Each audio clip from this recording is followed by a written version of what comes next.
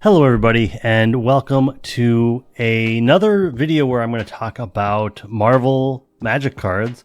And I understand that to some degree the Spider-Man set has kind of died down. Magic fans are not loving it. I get it. At the same time, I love sets that other people don't love, so this was kind of coincidental. This was just going to happen. And so yes, today I'd like to talk about a deck that I haven't finished yet. I'm actually at 95 cards. But that comes from the Spider-Man set, and I'm hoping to just kind of like go over some of the picks, talk about where I'm building the deck from, and yeah, just going over my work in progress Scarlet Spider deck. So right here we have the initial build, as you can see down here. That's on the camera. Okay, yeah. The initial build down here, we have 95 cards. I probably will add more cards in, even as I was driving around thinking about what I wanted to say for this video. I was like, oh, I could probably put in more of the Convoke or Warp cards, which we have a couple of those somewhere. We'll get into that. I'm gonna just kind of go over some of my thoughts, go card type by card type, just talk about the cards that come to mind, maybe that jump out at me. I won't go nitty gritty into everything because this isn't a completed deck, but like I said, it's a work in progress, and I wanted to talk about it because I'm really excited about this. But yes, our commander is going to be Scarlet Spider, Ben Reilly. 3-cost Gruul commander with web slinging of a red and a green. I suppose he is a human spider hero. He's a 4/3 with trample and the sensational save ability. If Scarlet Spider was cast using web slinging, he enters with X +1/+1 counters on him, where X is the mana value of the returned creature. That's why things like Warp and Convoke and any other way that we can get creatures in inexpensively without actually having to pay their full amount are going to be really good. I didn't dwell too much on cards that have entered the battlefield abilities. Oh, I don't like that printing. I didn't dwell too much on cards that had entered the battlefield abilities. Those are definitely something to keep in mind. And for the most part, this deck is actually pretty reasonably priced budget-wise. But yeah, so we do have 2 Planeswalkers, and I'm really just using these 2 because they generate mana to play out creatures. Xenagos the Reveler, I think his +1 ability here, add X mana of any combination of red and green, where X is the number of creatures you control. In practice, I believe this is probably only going to get me 2 or 3 mana. I don't foresee myself really going wide because I'm going to be returning stuff back to my hand. Maybe I'm wrong. Maybe I will get into the trenches here and I won't cast Ben as much as I thought I was going to, or maybe I'm completely off base as to like how useful Xenagos is going to be. But even if I'm just getting +1 to get 2 mana, that's covering the cost of web slinging, and that's kind of what I'm going for here. Instead of going card type by card type, let me package all these into different tags, and we can actually talk about that in a more structured way. All right, this seems a lot more reasonable. Now, obviously, there's a lot of cards all around here that I went untagged. And, you know, we get into like ramp, we get into card draw and all that stuff, like good equipment to put onto our creatures, ramp, yeah. Like we get into a lot of stuff over here. I'm not going to be too concerned about that. That's kind of the meat and potatoes of the deck, the effects that could go changed if I find something that's thematic that fits into these other categories. Ramp as well. We've got all of our untagged sorceries are just ramp. We've got ramp for untagged instance, and we got some card draw and just some protection. But let me talk about these core suites, and in fact, as I look at them, I kind of want to bulk up this one and this one if possible, just because I'd like to get to a point where I can reasonably say that the categories have 6 to 8 cards in them to kind of build that solidarity. But let's just get into what we're doing to kind of cheat creatures into play. Obviously stuff like Convoke and cheat kind of overlap, but when I was going through the deck, I wanted to try to get a good amount of creatures that come into play for less than they actually cost. And that starts with Avatar of Fury, a pretty overlooked card, I would imagine. Just a 6/6 for 6 generic red. It has flying and it has fire breathing, but then if an opponent controls 7 or more lands, it costs 6 less. That is something that I can reasonably say is going to happen over the course of the game. You will be able to put this in for red, find some way to tap it, and then put Ben Reilly into play with 8 +1/+1 counters on him. If we have some way to, I guess, either tap them outside of combat or get an additional combat, but we have like a main phase in between. We can attack with this. It has flying, so it has evasion. Then swap it out and get a 12-11 Ben Reilly. That seems pretty good. I do think that one thing I should probably consider putting into this deck is a little bit more hexproof. Obviously, we have things like Steely Resolve, which you'd have to be careful with because that gives Shroud, which means you're not going to be able to touch, you know, if you pick Spider or your hero or human or whatever, you're not going to be able to target Ben Reilly with anything. But at the same time, it is going to be protection, and it's going to be pretty hard protection. But I do think that, especially because we have 5 spots to fill in, probably some hexproof is going to be important because we're going to have a pretty big commander. But then we have Bygone Colossus, a 9/9 for 9. It has warp of 3, and how we're going to use this is we're going to cast it from our hand for its warp cost, and then exile this creature at the beginning of the next end step. Well, it's not going to be here at the beginning of the next end step if we're doing everything correctly. Either we're giving it haste, or we are just tapping it with an effect, like Convoke, which I've already kind of alluded to, and then suddenly we get a 9 power plus Scarlet Spider, which is nice. Same thing with Drix Fate Maker, 3/2 with those effects, and then additionally on top of that, when the creature enters, put a +1/+1 counter on target creature, so it also does help with Modify. I suppose I could bulk that out a little bit. And then each creature you control with a +1/+1 counter has Trample. We already have that, but still it would be nice if we're already passing out +1/+1 counters, especially with the Ozolith, which is in this deck somewhere. I don't remember where, under Modify. So we do have the ability to put +1/+1 counters in numerous places. Let's give it Trample. Seems great. This is just an easy way to, I guess it would be for generic green, green, red, have Ben come into play with 4 +1/+1 counters on him. Seems pretty good. Warp again. This time again for 4. Has landfall. Whenever a land enters play, double the power of target creature you control. Seems pretty good with Ben Reilly. Actually, one thing I was going to put in here was Spider. Is there a hyphen in there? Yeah, we're going to put in Spider-Punk. He should be in here. Just Spider Tribal. I'm planning to get a alternate version of it for a actual Spider-Punk deck I plan to build. I plan to build one using this art. Or actually, I kind of want to build with the Bachelor art. But that's a completely separate thing. Well, something I'm really excited about is being able to use the Affinity Golems. So we've got Tangle Golem and we've got Oxida Golem, and they will hopefully be free because they just have affinity for mountains. We are carrying a pretty heavy amount of basic lands. Okay, as of right now, we don't have any dual lands or any basic land typed cards, but I could see those being something that we would definitely want to put in. But yeah, that just makes these easy to overlook things. Suddenly you just have a 6 or 7 cost creature coming into play for free or almost free. Seems pretty great. Sneak attack. I'm very happy to see that this has come down in value. This used to be something that was unobtainium for me, and now we'll definitely be able to put this in. Again, just like Warp, we're going to be able to put creatures into play. They gain haste, and then at the beginning of the next end step, you're supposed to sacrifice them. Well, if they're back in my hand because I web slung them away, then I don't need to worry about that. And then lastly, with just the general cheating, we also have a 3-cost Warper. When another creature or target creature you control enters, this creature deals 1 damage to each opponent. That also seems like an effect that we probably want, but for the most part, just the inexpensive warp and hopefully the ability to tap it in some way so that we can grab it with, so we can web sling it back to our hand seems pretty good. Then Convoke. I would like to bulk this up a little bit. There's a lot of Convoke things, but I kind of wanted to err on the side of convoking creatures, but we just have the Ancient Imperiosaur. That's just going to give us 7 +1/+1 counters, not to mention the fact that when it enters, you put 2 +1/+1 counters on each creature that convoked it. So that just adds more. It does have ward, so it should be able to stick around. This I'm a little unsure of, but I have faith in it.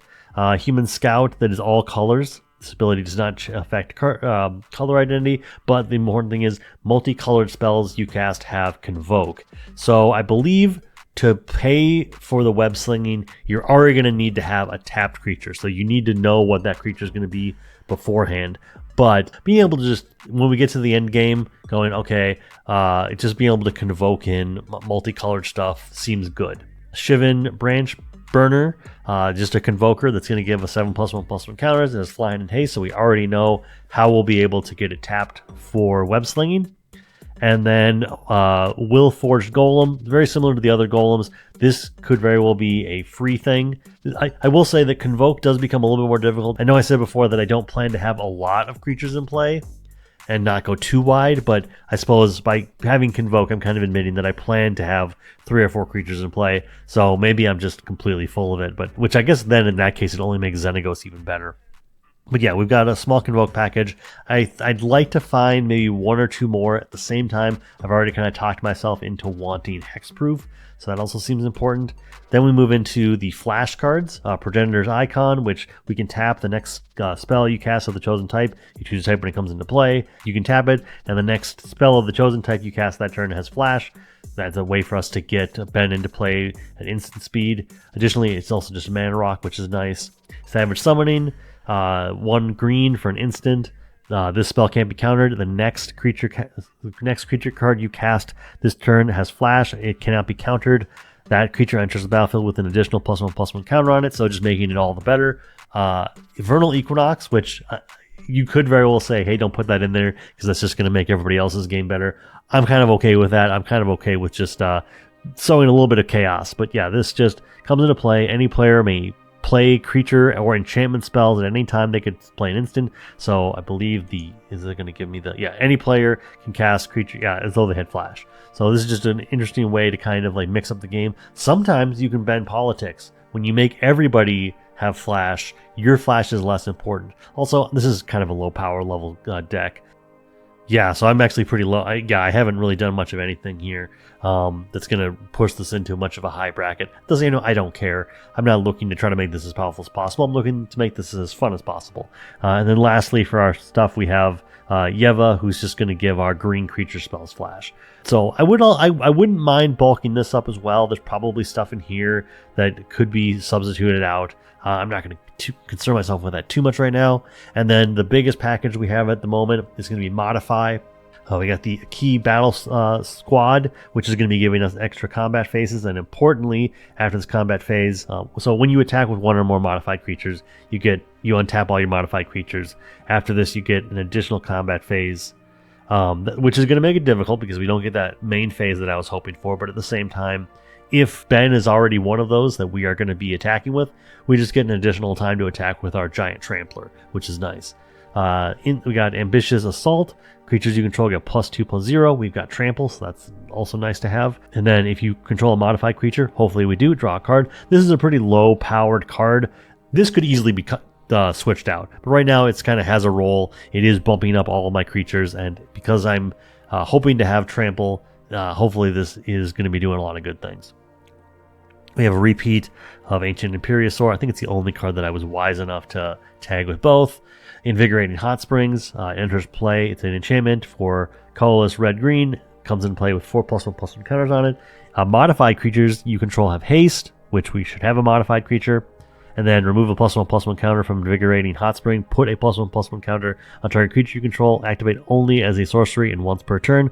So this is just a nice way to grant haste to something. Maybe that means that we are granting haste to something that we're looking to tap so that we can get Ben into play at some point. If we can give him haste, then all we do is we just get a tapped creature that we can then web sling back at the end of someone's turn.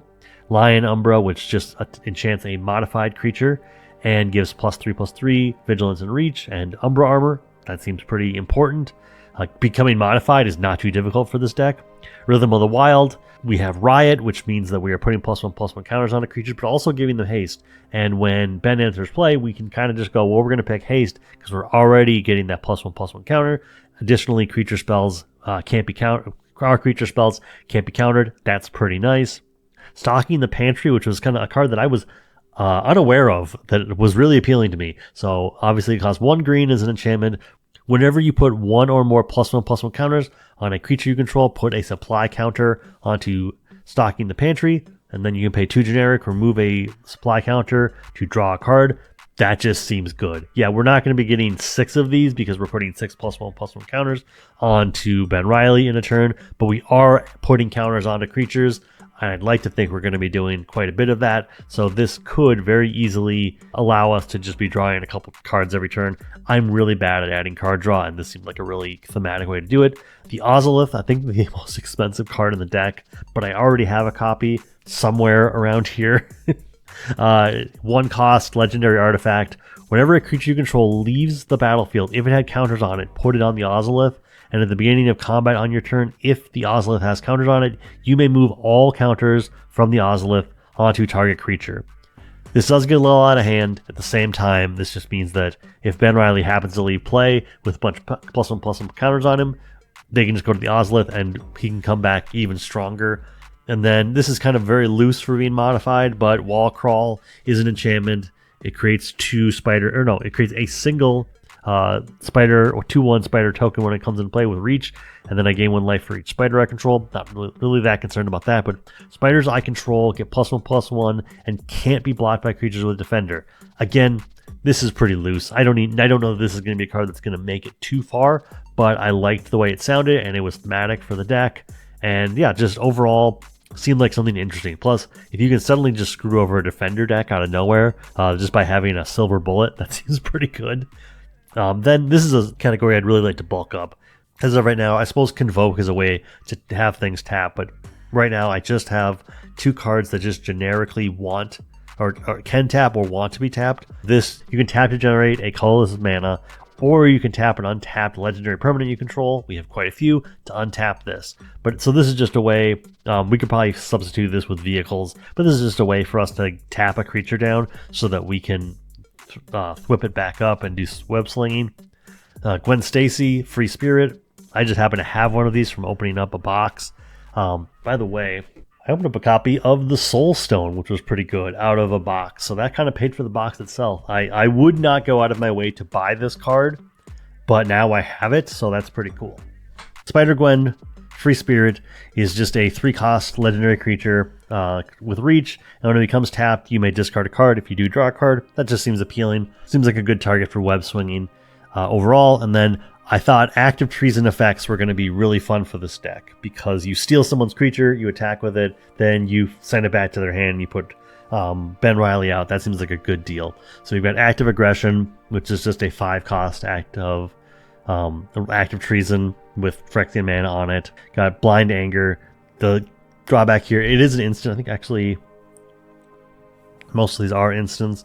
We don't even have active treason in the deck, but blind anger, you can mind control a non-legendary creature until the end of turn. You untap it. Same thing with Limits of Solidarity. It's a sorcery, but it does have cycling, and you can gain control of a target creature, untap that creature, gains hastily in turn.